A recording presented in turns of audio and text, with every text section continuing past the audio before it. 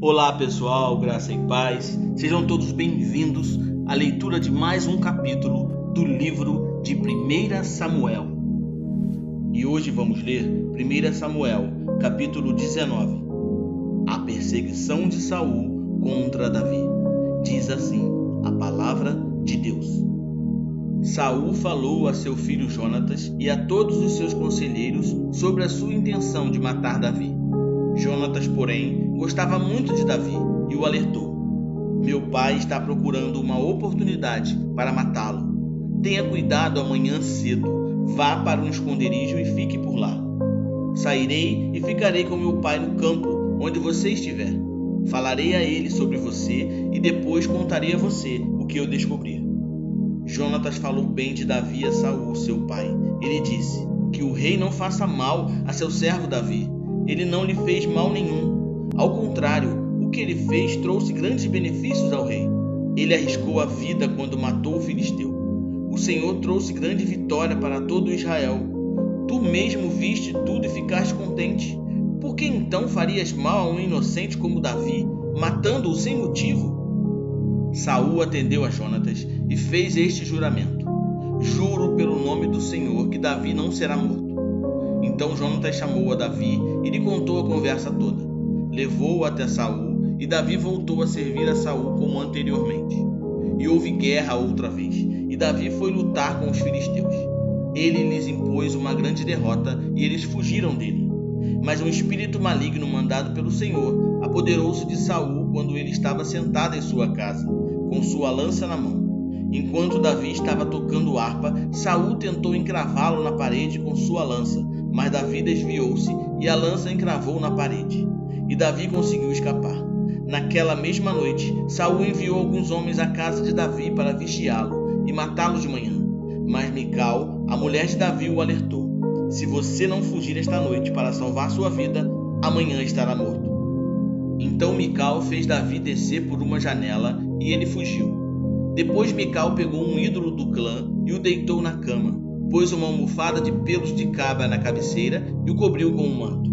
Quando chegaram os homens que Saul tinha enviado para prenderem Davi, Mical disse: ele está doente. Então Saul enviou os homens de volta para verem Davi, dizendo: tragam-no até aqui em sua cama, para que eu o mate.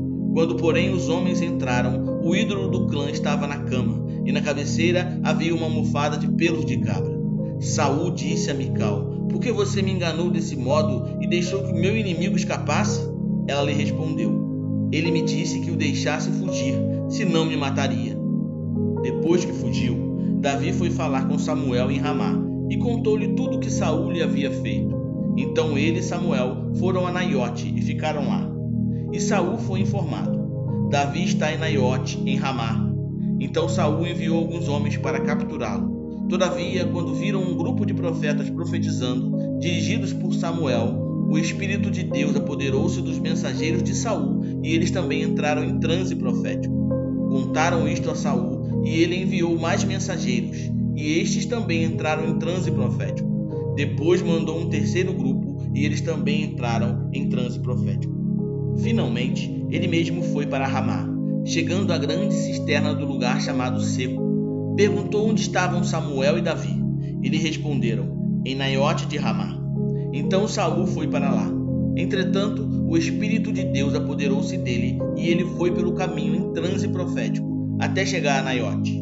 E despindo-se de suas roupas, também profetizou em transe na presença de Samuel.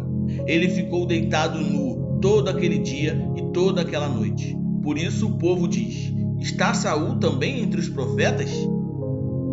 Então, pessoal, 1 Samuel, capítulo 19, relata a intensificação da perseguição de Saul contra Davi.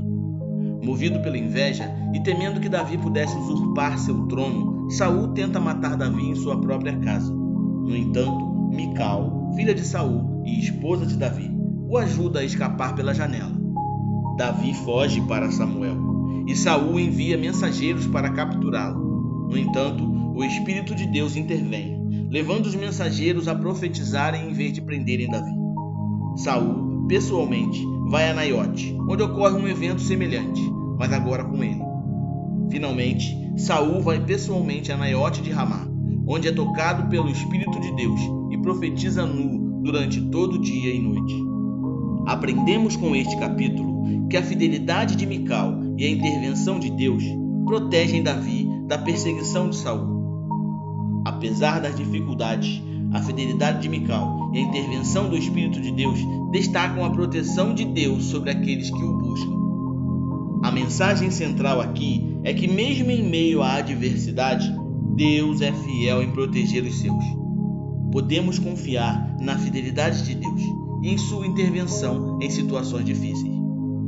Lembre-se que possamos aprender com a história de Davi e Mical a confiar em Deus em tempos de perseguição e confiar em sua proteção. Que independente das lutas, se nos colocarmos no centro da vontade de Deus, Ele cumprirá todos os seus propósitos e nos levará até onde Ele mesmo deseja que alcancemos. Creia nisso. É isso aí, pessoal. Conseguimos ler mais um capítulo do livro de 1 Samuel, ok? Esse livro é impactante e muito importante para a nossa fé. Eu espero que possamos estar juntos amanhã para lermos mais um capítulo desse livro, ok? Então fique na paz e que Deus te abençoe.